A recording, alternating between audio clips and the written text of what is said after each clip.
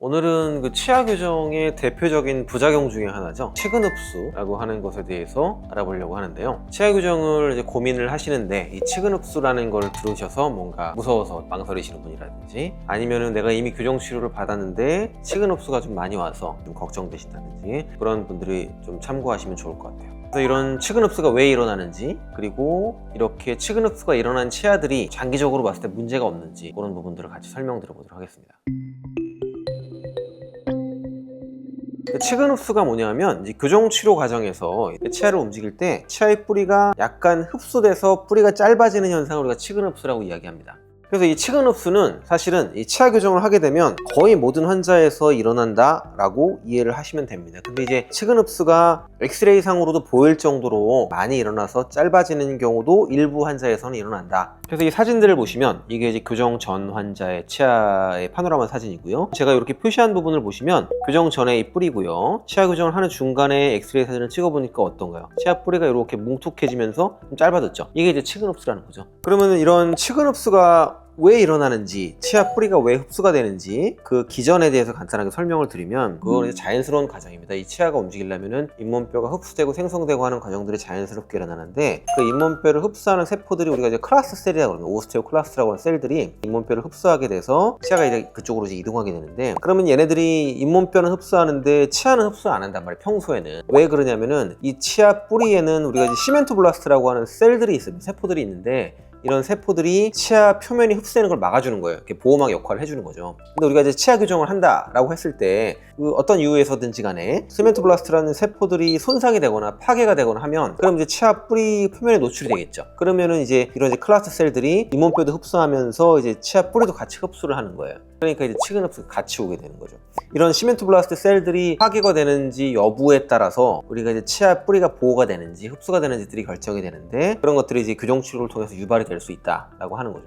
그러면은 환자가 왔을 때 이런 치근 흡수를 미리 예측할 수가 있느냐? 사실은 그게 굉장히 어렵다는 거예요. 그래서 어떤 분들은 치아 뿌리가 교정 시작하기 전에 굉장히 짧은데도 교정을 거의 다 마무리를 하는데도 변화가 없이 유지되는 분들이 있고요. 반면에 이제 어떤 분들은 힘을 거의 안 줬는데도 교정을 시작하자마자 치아 뿌리가 막 짧아지는 분들도 있어요. 그래서 이런 것들이 개인차가 굉장히 많다는 거죠. 아까 말씀드렸지만 그 시멘토블라스트라고 하는 셀들, 그런 세포들이 얼마나 이제 파괴가 잘 되느냐, 이런 것들이 개인차가 굉장히 많고, 그런 것들을 사실 미리 예측하기 굉장히 어렵고, 그리고 다른 질환과 마찬가지로 이런 것도 이제 유전적인 영향이 많이 있을 수 있겠죠. 그리고 어떤 이제 치근의 길이라든지 모양이라든지, 혹은 이제 잇몸뼈가 얼마나 강하냐, 뭐 여러 가지 그런 것들에 의해서 치근 흡수가 올 것이냐 안 올 것이냐가 결정이 되기 때문에 미리 뭔가를 보고 치근 흡수가 많이 올 것 같다라고 하는 거를 예측하기 굉장히 어렵다는 거죠.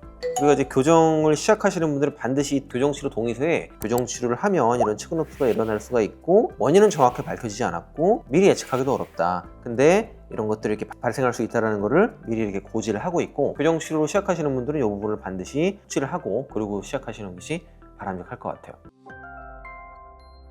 그러면은 이 치근 흡수가 우리가 어느 정도 오는가, 그 단계를 보통 이렇게 뭐 여러 가지 분류법이 있는데, 하나를 보면 치근, 치아 뿌리가 이렇게 긴 게 있고요. 2번에 치아 뿌리가 좀 흡수가 됐죠. 그래서 이건 한 2mm 정도 안으로. 그 다음 3단계는 2mm 이상이고 치아 뿌리의 3분의 1 이하 정도 흡수된 경우. 그 다음에 4단계는 치아 뿌리의 3분의 1 이상이 흡수가 된 경우로 나눌 수 있을 건데, 그래서 1번에서 3번 정도까지는 대부분 걱정을 안 하셔도 된다고 보시면 됩니다. 문제가 될 수 있는 거는 이 4번이죠. 4번. 3분의 1 이상 흡수되는 거. 통계로 보면은 대략 한 1%에서 5%. 많지가 않죠, 사실은.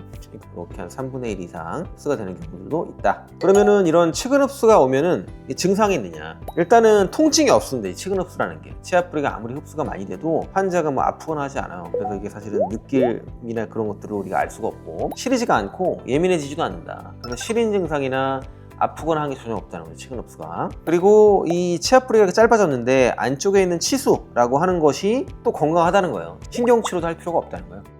또 한 가지 중요한 부분은 치근이 흡수가 돼도요, 치아가 흔들리지가 않는다는 거예요. 치근이 흡수됐다고 해서 뽑고 임플란트 해야 되거나 그럴 필요가 없다라고 하는 거죠. 치아 기둥이 이렇게 짧아지면은 당연히 좀 흔들릴 수 있을 것 같은데, 이제 왜 그렇게 되냐면, 우리가 이제 치주적인 유지라고 이야기하는데, 이 치아가 잘 버티고 있느냐 흔들리냐라고 하는 것에 대해서 중요한 부분은 이 치아 뿌리 중에 이 위에 3분의 1이 한 60% 이상을 담당하고요. 그 다음에 맨 끝에 치아 뿌리 끝 부분은 뭐 한 10% 정도밖에 안 된다는 거죠. 치근 흡수라고 하는 거는 치아의 끝 부분에서 오잖아요. 그러니까 사실은 흔들리지가 않는 거죠. 그래서 이런 것들을 종합해 보면 치근 흡수가 와도 뭐 대부분의 경우에는 큰 문제 없이 유지가 된다라고 하는 거죠.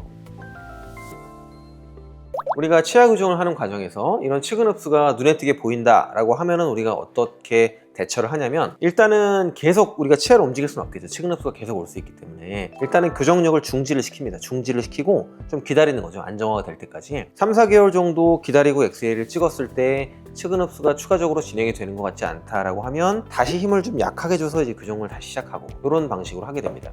그런데 우리가 이제 이렇게 뭐 기다렸다가 힘을 좀 약하게 주고 했는데도 불구하고 측은 흡수가 계속 오는 경우도 있어요. 그런 경우 어떻게 하냐면 이 치료 목표를 좀 수정할 수도 있어요. 무슨 말이냐면, 예를 들어서 돌출입 교정을 하는 과정에서 입을 넣는 과정에서 앞니의 뿌리가 너무 짧아지면 입을 넣는 양을 좀 조절할 수 있겠고요. 그 다음 예를 들어서 발치 교정을 해서 발치 공간을 닫는 과정에 있어서 측은 흡수가 많이 오면 발치한 공간을 좀 남길 수도 있겠죠. 그래서 이렇게 치료 목표를 약간 수정하는 경우도 있다.